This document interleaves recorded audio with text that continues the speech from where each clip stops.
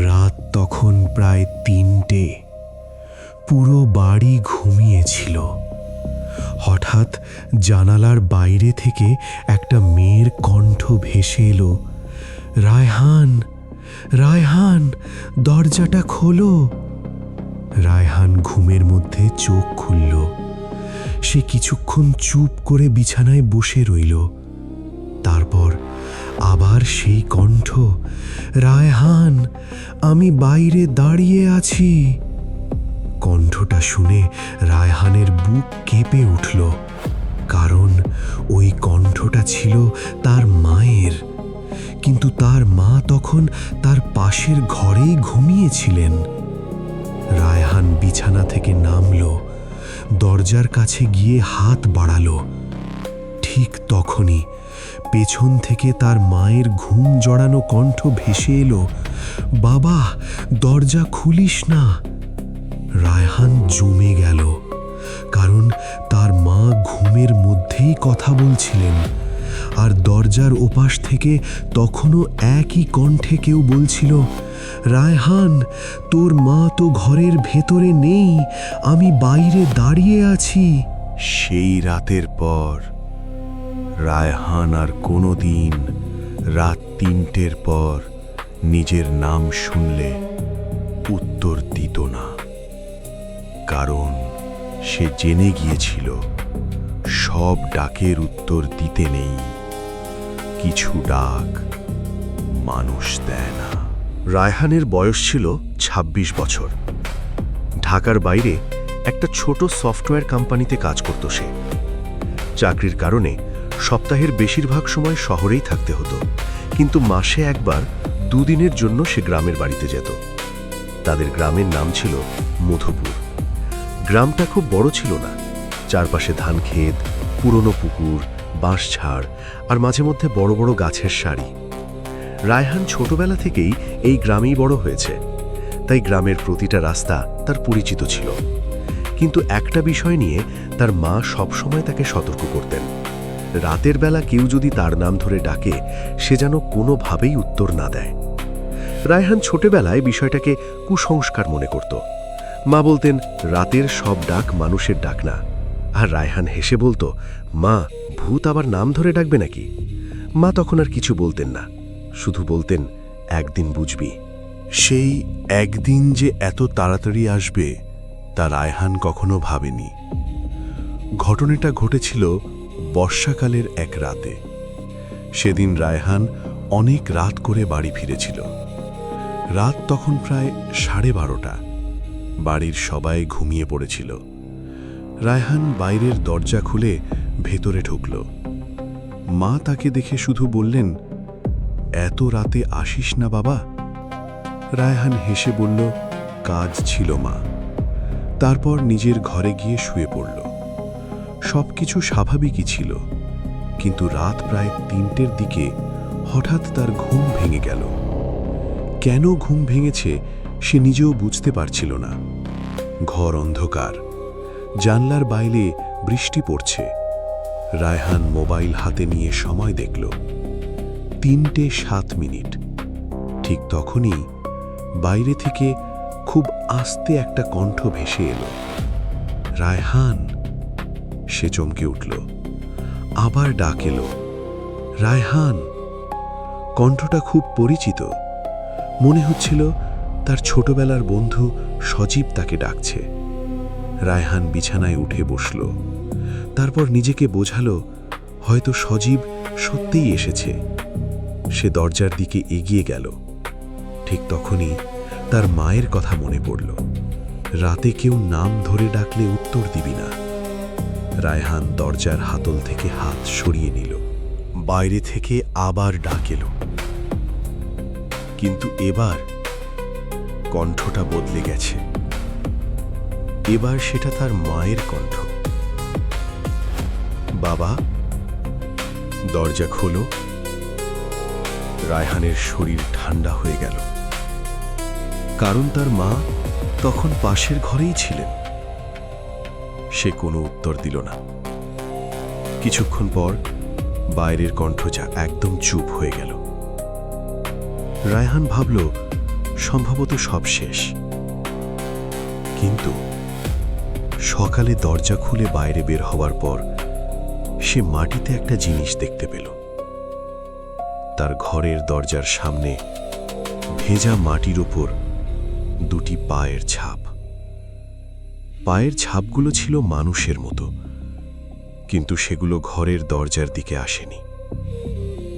সেগুলো দরজা থেকে বাইরে যাওয়ার দিকে ছিল। অর্থাৎ রাতে কেউ বাইরে থেকে তার দরজার কাছে আসেনি, কেউ একজন তার ঘরের ভেতর থেকে বেরিয়ে গিয়েছিল। রায়হান প্রথমে কাউকে কিছু বলেনি। সে ভেবেছিল হয়তো কোনো প্রাণীর পায়ের ছাপ। কিন্তু দুপুরে তার মা দরজার সামনে পায়ের ছাপগুলো দেখে চুপ হয়ে গেলেন। অনেকক্ষণ তাকিয়ে থাকার পর বললেন, তুই কি রাতে কোনো ডাক শুনেছিলি? রায়হান মায়ের দিকে তাকিয়ে রইল। তারপর ধীরে ধীরে সব বলল। মা কিছুক্ষণ চুপ করে থাকলেন। তারপর বললেন, তুই উত্তর দিসনি তো? রায়হান মাথা নাড়ল। মা স্বস্তির নিঃশ্বাস ফেললেন, কিন্তু তার মুখের ভয় তখনও পাটেনি। রায়হান জিজ্ঞেস করল, মা, তুমি এত ভয় পাচ্ছ কেন? মা শুধু বললেন, এই গ্রামের পুরনো নিয়ম আছে, রাত ৩টের পর নিজের নাম শুনলে উত্তর দিতে নেই। রায়হান বলল, কেন? মা উত্তর দিলেন না। সেই সন্ধে রায়হান তার বন্ধু সজীবের সাথে দেখা করল। সজীব সব শুনে হেসে বলল, তুই এখনো এসব বিশ্বাস করিস? রায়হান বলল, আমি জানি না। সজীব বলল, আজ রাতে আমি তোর সাথে থাকব। দুজনেই ঠিক করল আজ তারা জেগে থাকবে। রাত বাড়তে লাগলো। 12টা, 1টা, 2টো, কিছুই হলো না। সজীব হাসতে হাসতে বলল, দেখলি তো, কিছুই নেই। ঠিক তখনই ঘরের বাইরে থেকে সজীবের নিজের কণ্ঠ ভেসে এলো, রায়হান, বাইরে আয়। সজীবের মুখের হাসি মুহূর্তেই মিলিয়ে গেল। রায়হান ধীরে ধীরে তার দিকে তাকালো। সজীব তখন তার পাশেই বসে। বাইরে থেকে আবার সেই একই কণ্ঠ, রায়হান, আমি বাইরে আছি। সজীব এবার ফিসফিস করে বলল, ওটা আমার গলা? রায়হান বলল, হ্যাঁ। সজীবের মুখ শুকিয়ে গেল। বাইরে থেকে এবার হাসির শব্দ এলো। তারপর একটা মেয়ের কণ্ঠ, তোমরা দুজনেই ভেতরে আছো, আমি জানি। ঘরের জানালা ধীরে ধীরে কাঁপতে শুরু করল। সজীব দরজা থেকে দূরে সরে গেল, কিন্তু ঠিক তখনই জানালার কাছে একটা আঙ্গুলের ছাপ দেখা গেল। তারপর আরেকটা, তারপর আরেকটা, যেন কেউ বাইরে দাঁড়িয়ে ভেতরে ঢোকার চেষ্টা করছে। হঠাৎ জানালার ওপাশ থেকে একটা মুখ দেখা গেল। চুলে পুরো মুখ ঢাকা, শুধু একটা চোখ দেখা যাচ্ছে। চোখটা ধীরে ধীরে নড়ল আর সোজা সজীবের দিকে তাকালো। সজীব চিৎকার করে উঠল, কিন্তু পরের মুহূর্তেই জানালার বাইরে কেউ ছিল না। শুধু কাঁচের ওপর লেখা ছিল একটা শব্দ, এসো। সেই রাতের পর সজীব আর স্বাভাবিক ছিল না। সে দিনের বেলায়ও বারবার পিছনে তাকাতো। মাঝে মধ্যে হঠাৎ থেমে যেত। তারপর বলতো, কেউ আমাকে ডাকলো। রায়হান চারপাশে তাকিয়ে কিছুই দেখতে পেত না। তৃতীয় দিনের রাতে সজীব হঠাৎ রায়হানকে ফোন করল। তার কণ্ঠ কাঁপছিল, রায়হান, আমি একটা ভুল করেছি। রায়হান জিজ্ঞেস করল, কি ভুল? সজীব বলল, গত রাতে ও আমাকে আবার ডাকছিল, আমি উত্তর দিয়ে ফেলেছি। রায়হানের বুকের ভেতরটা ধক করে উঠল। সে বলল, তুই কি বলেছিস? সজীব কিছুক্ষণ চুপ থেকে বলল, আমি বলে পড়ানো কন। কে? ফোনের ওপাশ থেকে হঠাৎ খুব আস্তে একটা মেয়ের হাসি শোনা গেল। তারপর সজীবের কণ্ঠ, ও এখন আমার পাশে দাঁড়িয়ে আছে, ফোন কেটে গেল। রায়হান সঙ্গে সঙ্গে সজীবের বাড়ির দিকে ছুটল। গিয়ে দেখে সজীবের ঘরের দরজা খোলা, কিন্তু সজীব নেই। তার বিছানার ওপর শুধু একটা মোবাইল পড়ে আছে। মোবাইলের স্ক্রিনে একটা রেকর্ডিং চলছিল। রায়হান রেকর্ডিং চালু করল। প্রথমে সজীবের কণ্ঠ, কে? তারপর একটা মেয়ের কণ্ঠ, আমি। সজীব বলল, কোথায় আছো? কণ্ঠটা উত্তর দিল, তোর পেছনে। তারপর রেকর্ডিংয়ে সজীবের চিৎকার, আর তারপর একটা ভারী শব্দ। রেকর্ডিং শেষ। রায়হান ধীরে ধীরে পিছনে তাকালো। কেউ নেই, কিন্তু ঘরের দেয়ালে কালো কালি দিয়ে একটা নাম লেখা, রায়হান। তার নিচে আরেকটা শব্দ, পরের জন। সজীবকে সেই রাতেই খুঁজে পাওয়া গেল। বাড়ি থেকে প্রায় 1 কিলোমিটার দূরে একটা পুরনো পুকুরের পাশে। সে বেঁচে ছিল, কিন্তু তার চোখ খোলা আর মুখে কোনো কথা নেই। শুধু একটা কথাই বারবার বলছিল, ও ঘরে থাকে না, ও ছায়ার মধ্যে থাকে। যেখানে কেউ নেই সেখানেই ও থাকে। গ্রামের বয়স্ক একজন মানুষ, মতিউর চাচা, সজীবের কথা শুনে বললেন, অনেক বছর আগে এই এলাকায় একটা মেয়ে নিখোঁজ হয়েছিল। তারপর থেকে রাতের বেলা মানুষের নাম ধরে ডাক শোনা যেত। রায়হান জিজ্ঞেস করল, মেয়েটা কি ছিল? চাচা বললেন, কেউ নিশ্চিতভাবে জানে না, কিন্তু একটা কথা সবাই জানে, যে মানুষ সেই ডাকের উত্তর দেয় সে নিজের ছায়াকে আর বিশ্বাস করতে পারে না। সেই রাতে রায়হান নিজের ঘরে একা ছিল। ঘড়িতে 3:07। হঠাৎ তার ঘরের বাতি নিভে গেল। তারপর বাইরে থেকে তার নিজের কণ্ঠ ভেসে এলো, রায়হান। সে চোখ বন্ধ করে বসে রইল।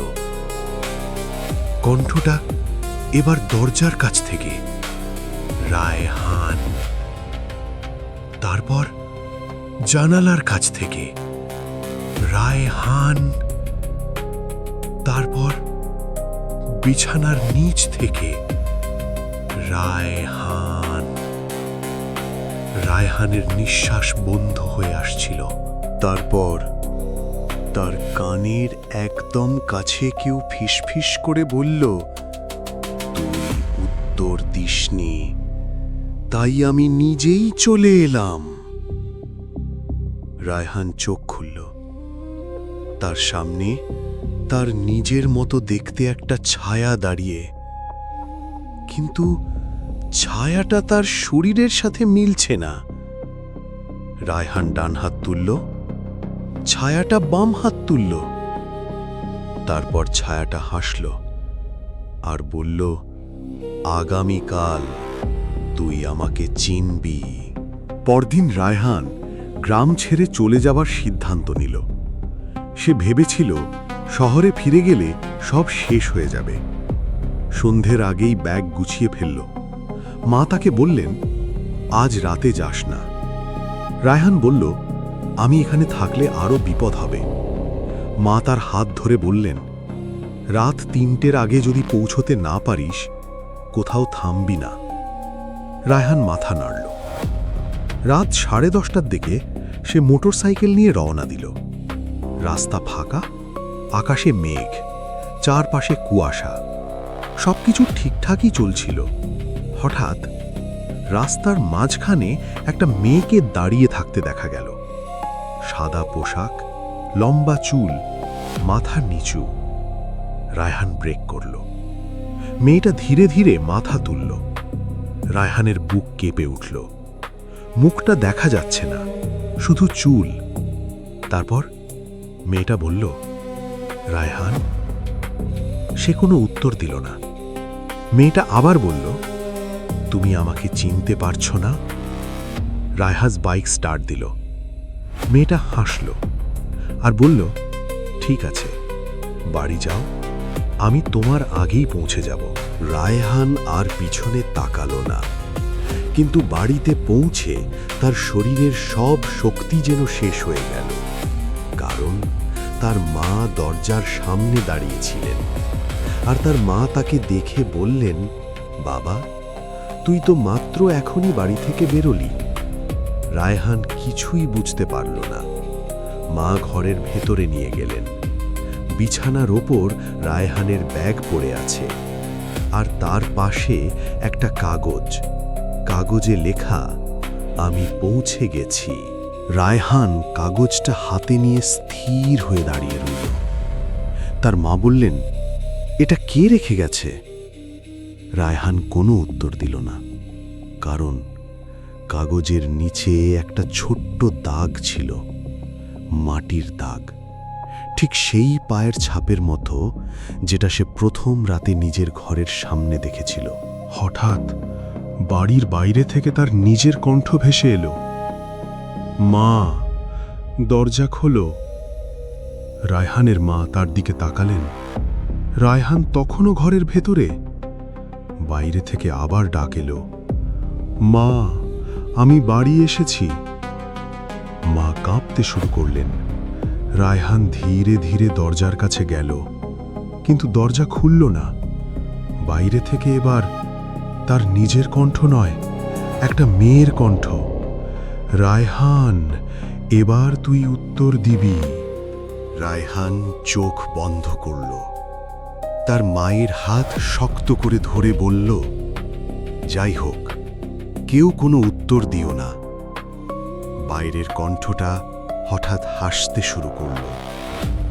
একটা নয়, দুইটা নয়, মনে হলো পুরো উঠোনে অনেক মানুষ একসাথে হাসছে। তারপর সব শব্দ একসাথে থেমে গেল। ঘড়িতে তখন 3:07। ঠিক সেই মুহূর্তে রায়হানের ফোন বেজে উঠল। স্ক্রিনে লেখা, সজীব কলিং। রায়হান ফোন ধরল না, কিন্তু কয়েক সেকেন্ড পর ফোনে একটা মেসেজ এলো, দরজা খুলিস না। তারপর আরেকটা মেসেজ, ও বাইরে নেই। রায়হানের বুক কেঁপে উঠল। তারপর তৃতীয় মেসেজ এলো, ও তোর পেছনে। রায়হান ধীরে ধীরে পেছনে তাকালো। কেউ নেই, শুধু তার নিজের ছায়া। কিন্তু ছায়াটা তার সাথে মিলছে না। রায়হান স্থির। ছায়াটা ধীরে ধীরে হাত তুলল। তারপর ছায়াটা দরজার দিকে হাঁটতে শুরু করল। রায়হান নড়তে পারছে না। ছায়াটা দরজার কাছে গিয়ে থামল। তারপর দরজার ওপাশ থেকে আবার সেই কণ্ঠ, রায়হান, এবার দরজা খোল। রায়হানের মা কাঁদতে কাঁদতে বললেন, বাবা, ওটা তোর কণ্ঠ না। রায়হান মাকে জড়িয়ে ধরল। আর ঠিক তখনই ফজরের আজান শুরু হলো। আজানের প্রথম শব্দের সাথে সাথে ঘরের ভেতরের ছায়াটা অদৃশ্য হয়ে গেল। বাইরের সব শব্দ বন্ধ হয়ে গেল। দরজা নিজে থেকেই খুলে গেল। কিন্তু বাইরে কেউ নেই, শুধু ভেজা মাটির ওপর দুটি পায়ের ছাপ। আর সেই পায়ের ছাপগুলো বাড়ির বাইরে থেকে ভেতরে আসেনি, ঘরের ভেতর থেকে বাইরে চলে গেছে। সেই ঘটনার পর রায়হান আর কখনো ওই গ্রামে একা রাত কাটায়নি। সজীবও ধীরে ধীরে সুস্থ হয়ে ওঠে। কিন্তু একটা বিষয় আজও রায়হান কাউকে বলতে চায় না। প্রতি বছর একই তারিখে রাত 3:07 তার ফোনে একটা আননোন নাম্বার থেকে কল আসে। রায়হান কখনো কল ধরে না, কিন্তু কয়েক মাস আগে ভুল করে একবার কলটা রিসিভ হয়ে গিয়েছিল। ওপাশে কোনো কথা ছিল না, শুধু একটা মেয়ের খুব আস্তে ফিসফিস শব্দ, রায়হান। তারপর তার নিজের কণ্ঠে একটা কথা, এবার কোথায় যাবি? রায়হান আজও জানে না সেই রাতে তার ঘরের ভেতর থেকে যে ছায়াটা বেরিয়ে গিয়েছিল সেটা আসলে কি ছিল। কিন্তু একটা বিষয় সে নিশ্চিত, রাতের অন্ধকারে যদি কেউ হঠাৎ আপনার নাম ধরে ডাকে, উত্তর দেওয়ার আগে একবার ভেবে দেখবেন। কারণ আপনি যাকে নিজের পরিচিত মানুষ ভেবে উত্তর দিচ্ছেন, সে হয়তো আপনার কণ্ঠটাই ব্যবহার করছে। এটা ছিল আজকের গল্প, নিশির ডাক। একটা নাম, একটা উত্তর, আর একটা রাত কিভাবে একজন মানুষের পুরো জীবনকে বদলে দিতে পারে, সেটাই ছিল এই গল্পের সবচেয়ে ভয়ঙ্কর অংশ। আপনি যদি গভীর রাতে নিজের নাম ধরে ডাক শুনতে পান, আপনি কি উত্তর দেবেন, নাকি চুপ করে থাকবেন? আপনার উত্তরটা কমেন্টে জানাতে পারেন। আর এমন আরও রহস্যময় এবং ভৌতিক গল্প শুনতে সাবস্ক্রাইব করে সঙ্গে থাকুন ভূত.com-এর সাথে। কারণ পরের গল্পে হয়তো এমন একটা ঘটনা থাকবে যার কোনো ব্যাখ্যা আজও কেউ খুঁজে পায়নি।